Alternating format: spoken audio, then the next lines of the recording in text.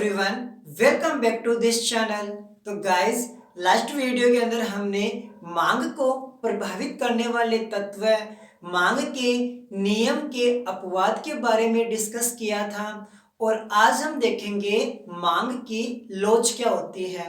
Exam के अंदर मांग की लोच का एक प्रैक्टिकल क्वेश्चन पूछा जा सकता है।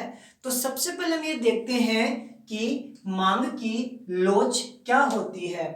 तो देखो, मांग का नियम हमें केवल इतना ही बताता है कि वस्तु की कीमत में परिवर्तन होने पर मांग में परिवर्तन आता है। अगर वस्तु की कीमत घट जाती है तो वस्तु की मांग बढ़ जाती है। इसके विपरीत यदि वस्तु की कीमत बढ़ जाती है तो वस्तु की मांग घट जाती है। लेकिन मांग का नियम हमें यह नहीं बताता है कि कितना प्रतिशत कीमत में परिवर्तन होने पर कितना प्रतिशत मांग में परिवर्तन होता है।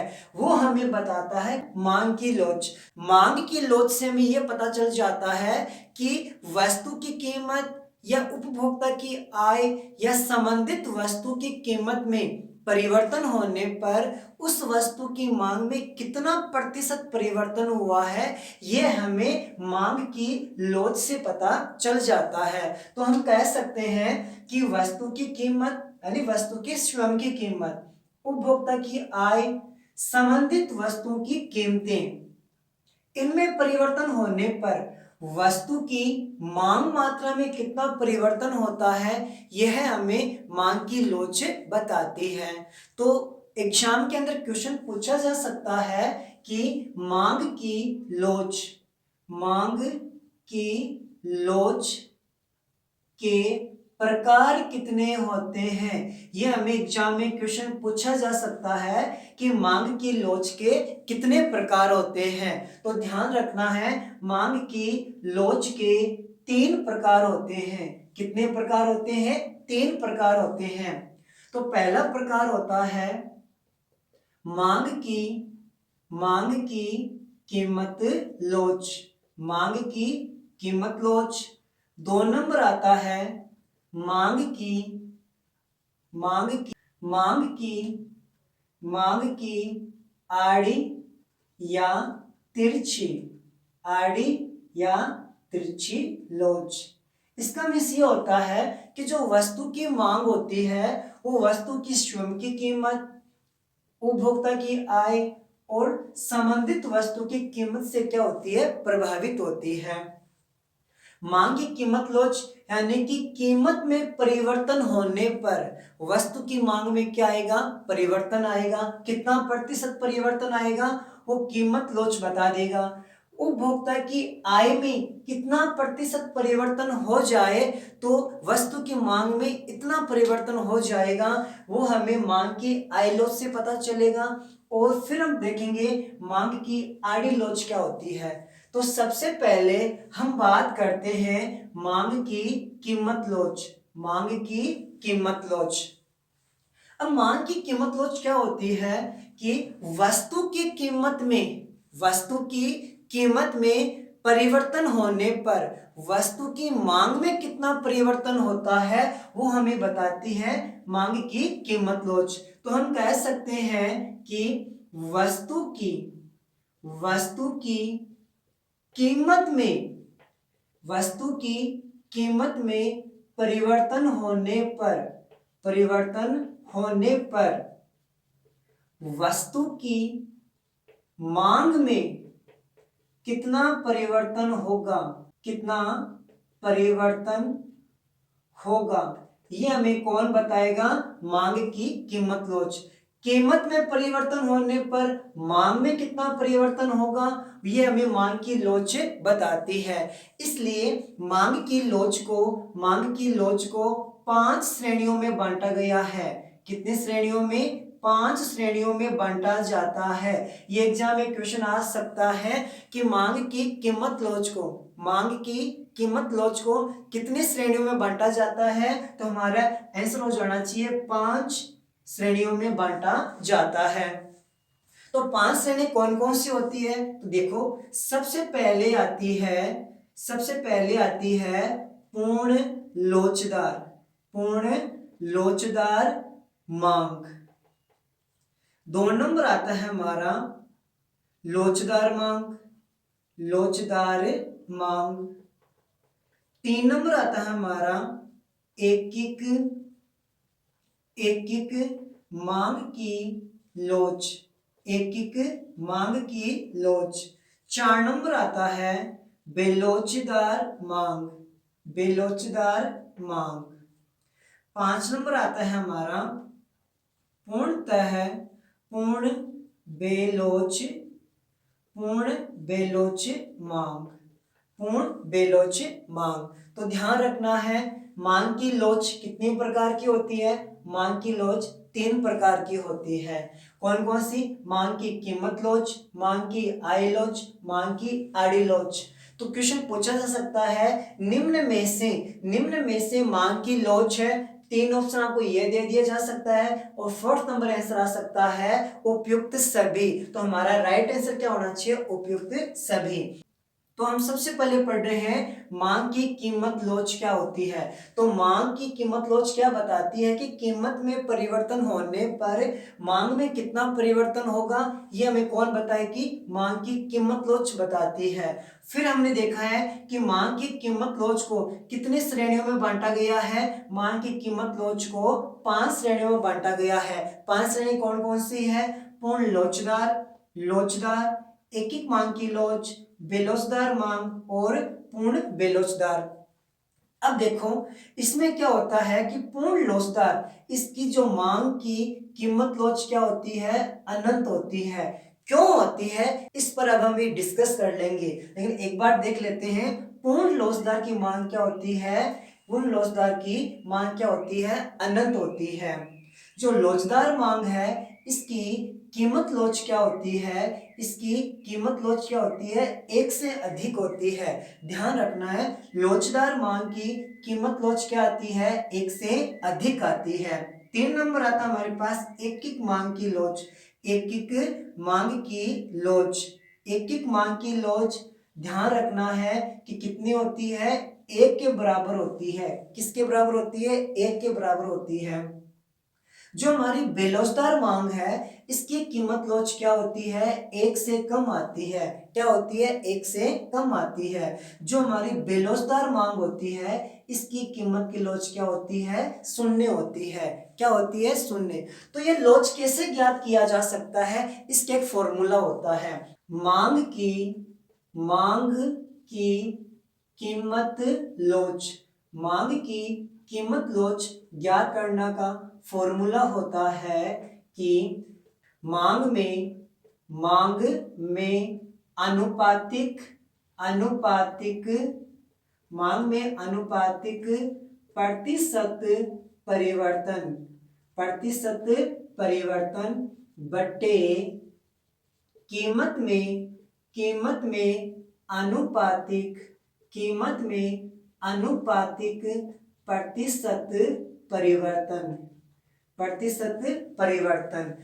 कई बार हमें जो क्वेश्चन के अंदर जो वस्तु की कीमत है, वस्तु की मांग है, वो यदि प्रतिशत में दे रखा है तो हम इस फॉर्मूले के द्वारा आसानी से हम मांग की कीमत लोच ज्ञात कर सकते हैं। जैसे क्वेश्चन आ सकता है एग्जाम के अंदर, क्वेश्चन आ सकता है कि वस्तु की कीमत में, वस्तु की कीमत में 10% कमी होने पर, 10% कमी होने पर मांग में वृद्धि, मांग में वृद्धि 30% हो जाती है।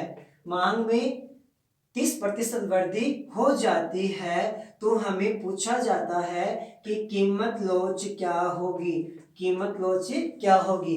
क्वेश्चन दे रखा है वस्तु की कीमत 10% से क्या हो जाती है? कम हो जाती है। वस्तु की कीमत में कितनी कमी हो जाती है? 10%। तो वस्तु की मांग में वृद्धि कितनी हो जाती है? 30% हो जाती है। तो कीमत लोच ज्ञात कीजिए। ये हमारे एग्जाम में प्रैक्टिकल क्वेश्चन आ सकता है। तो इसका हम तभी ज्ञात कर सकते हैं जब हमें इसका जो यह फॉर्मूला है वो हमें याद है। तो फॉर्मूला क्या लगता है? मांग में अनुपातिक प्रतिशत परिवर्तन, मांग में अनुपातिक प्रतिशत परिवर्तन कितना हो रहा है? मांग में परिवर्तन हो रहा है 30%। कितना हो रहा है? 30%।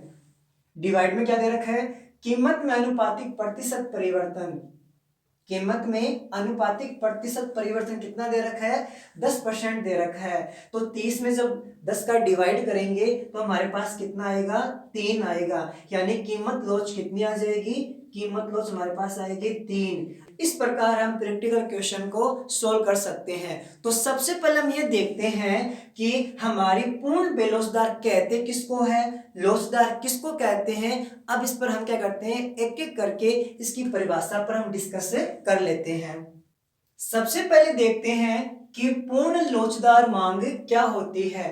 पूर्ण लोचदार मांग किसे कहते हैं कि जब वस्तु की कीमत स्थिर रहने पर भी वस्तु की मांग में कमी या वृद्धि होती है, वस्तु की कीमत स्थिर रहने पर भी वस्तु की मांग में कमी या वृद्धि होती है, उसे हम कहते हैं पूर्ण लोचदार मांग कहते हैं।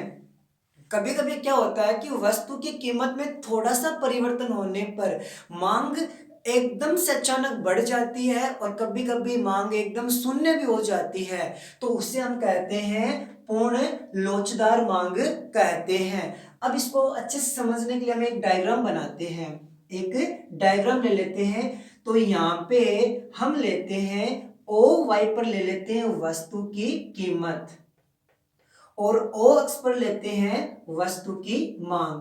बात करते हैं कि प्रारंभ के अंदर वस्तु की कीमत मान लेते हैं, ओ से पी दे रखी है और वस्तु की मांग दे रखी है, ओ से क्यू क्वांटिटी दे रखी है। अब देखो वस्तु की कीमत स्थिर रहने पर भी कभी कभी वस्तु की मांग क्या हो जाती है, कम होकर क्या हो जाती है, ओ क्यू से ओ क्यू 1 हो जाती है। और वस्तु की कीमत स्थिर रहने पर भी कभी कभी वस्तु की मांग क्या हो जाती है, बढ़ भी जाती है। तो वस्तु की मांग क्या हो जाती है, बढ़ जाती है, तो उसे हम क्या कहते हैं, पूर्ण लोचदार। यानी इसकी जो मांग की कीमत लोच क्या आती है, अनंत आती है। बस ध्यान यह रखना है इसका जो मांग वक्र है ना, इसका जो मांग वक्र हमेशा क्या होता है, क्षैतिज होता है। क्या होता है, क्षैतिज आकार का होता है। यानी ये हमेशा ओ अक्ष अक्ष के समांतर होता है। किसके समांतर होता है, ओ अक्ष अक्ष के समांतर होता है। एक क्वेश्चन पूछा जा सकता है, कौन से मांग का वक्र, कौन से मांग का वक्र क्षैतिज आकार का या फिर ओ अक्ष के अक्ष रेखा के क्या होता है, समांतर होता है। किस रेखा के समांतर होता है, अक्ष रेखा के समांतर होता है। तो हमारा आंसर होना चाहिए पूर्ण लोचदार मांग का जो मांग वक्र होता है वो हमेशा क्या होता है, अक्ष रेखा के समांतर होता है या फिर क्षैतिज आकार का होता है। इसमें कीमत की लोच क्या होती है, अनंत होती है। सेकंड नंबर हमारे पास आता है लोचदार मांग। कौन सा आता है, लोचदार मांग, जिसकी कीमत लोच क्या होती है, एक से ज्यादा होती है। क्या होती है, एक से ज्यादा। तो देखो कि लोचदार मांग कहते किसको है, तो देखो वस्तु की मांग में परिवर्तन, वस्तु की मांग में परिवर्तन कीमत की तुलना में अधिक परिवर्तन होता है, अधिक परिवर्तन होता है, तो उसे हम क्या कहते हैं, लोचदार मांग कहते हैं। यानी कीमत में थोड़ा परिवर्तन होने पर मांग में अधिक परिवर्तन हो जाता है, तो उसे हम क्या कहते हैं, मांग की लोचदार श्रेणी कहते हैं। क्या कहते हैं, मांग की लोचदार श्रेणी। तो इसको हम एक अच्छे से समझने के लिए डायग्राम बनाते हैं। मानते हैं यहाँ पर दे रखी है किसी वस्तु की कीमत दे रखी है, यहाँ पे दे रखी है वस्तु की मांग। प्रारंभ में बात करते हैं कि वस्तु की कीमत ओ से पी दे रखी है, वस्तु की मात्रा दे रखी है ओ से क्यू।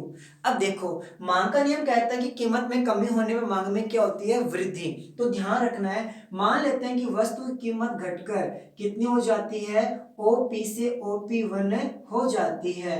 कीमत में कमी होने पर वस्तु की मांग में क्या होती है, वृद्धि होती है। कीमत में कमी होगी, मांग में वृद्धि होगी, क्या होगी, क्यू ओ क्यू से ओ क्यू 1 हो जाता है। और ये हमारा मांग वक्र दे रखा है, डी डी मांग वक्र दे रखा है। अब ध्यान रखना कि वस्तु की कीमत में कमी होने पर मांग में वृद्धि तो हो रही है, लेकिन वस्तु की कीमत में कम परिवर्तन हुआ है जबकि मांग में अधिक परिवर्तन हुआ है। तो जब भी वस्तु की कीमत की तुलना में मांग में अधिक परिवर्तन होता है तो उसकी मांग की लोच हमेशा क्या आती है, एक से ज्यादा आती है। क्या आती है, एक से ज्यादा। फिर से देख लो, वस्तु की कीमत की तुलना में वस्तु की मांग में अधिक परिवर्तन होता है तो उसकी कीमत की लोच हमेशा क्या आती है, एक से ज्यादा। और जिसकी कीमत की लोच एक से ज्यादा आती है वह श्रेणी कहलाती है हमारी लोचदार मांग कहलाती है। कौन सी श्रेणी कहलाती है, लोचदार मांग। ये किन वस्तुओं में होता है, ऐसा किन वस्तुओं में होता है, तो ध्यान रखना है ऐसा हमेशा विलासिता वस्तुओं की स्थिति में पाया जाता है। विलासिता वस्तुओं की मांग की लोच क्या होती है, लोचदार। यह क्वेश्चन पूछा जा सकता है, नीचे ऑप्शन में दे रखा होता है, ऊपर क्वेश्चन दे रखा है, निम्न में से किस वस्तु की मांग की लोच लोचदार है। ऑप्शन आ जाए ए नंबर विलासिता, ऑप्शन बी आ जाए जीवन की अनिवार्य वस्तुएं, ऑप्शन सी आ जाए उपयुक्त दोनों, ऑप्शन डी आए उपयुक्त में से कोई नहीं। तो हमेशा ध्यान रखना जो विलासिता वस्तुएं होती है, जो आरामदायक वस्तुएं होती है, जैसे कूलर है, पंखे है, फ्रिज है, ये हमारी आरामदायक वस्तुएं हैं। इनकी कीमत में थोड़ा सा परिवर्तन हो जाए, तो मांग में अत्यधिक परिवर्तन आ जाता है। तो इन वस्तुओं की मांग की लोच क्या होती है, लोचदार। जैसे कि हम कह सकते हैं कि कूलर हो सकता है, जैसे कि फ्रिज हो सकता है, ये हमारे आरामदायक वस्तुएं होती है। थर्ड नंबर हमारे पास आता है ऐकिक मांग की लोच। ऐकिक मांग की लोच में क्या होता है कि जो वस्तु की कीमत और वस्तु की मांग में समान परिवर्तन होता है, तो हम कह सकते हैं कि कीमत व मांग में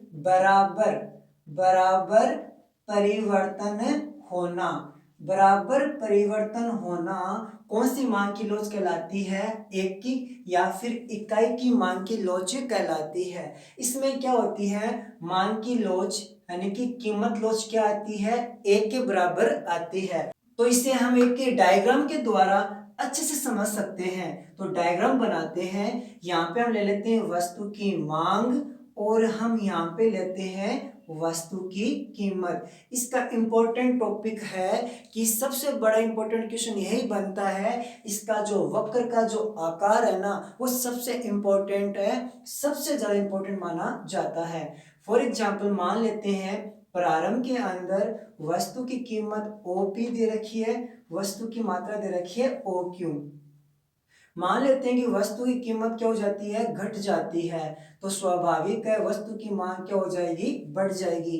कीमत घटकर O से OP 1 हो जाती है, वस्तु की मांग बढ़कर कितनी है, O से Q हो जाती है। बस ध्यान रखना इसका जो वक्र का जो आकार होता है ना उस पे हमारा क्वेश्चन है बनता है। ये जो हमारा DD वक्र है इसकी जो कीमत लोच क्या आती है, A के बराबर। इस आकार को हम क्या बोलते हैं, अति परवलय आकार बोला जाता है। क्वेश्चन पूछा जा सकता है ऐसी कौन सा मांग वक्र है, ऐसा कौन सा मांग वक्र है जिसका आकार अति परवलय आकार का होता है। किस आकार का होता है, अति परवलय आकार का। तो हमारा आंसर होना चाहिए ऐकिक मांग की लोच या इकाई की मांग की लोच, जिसकी कीमत की लोच कितनी होती है, 1 होती है। यानी कि 10%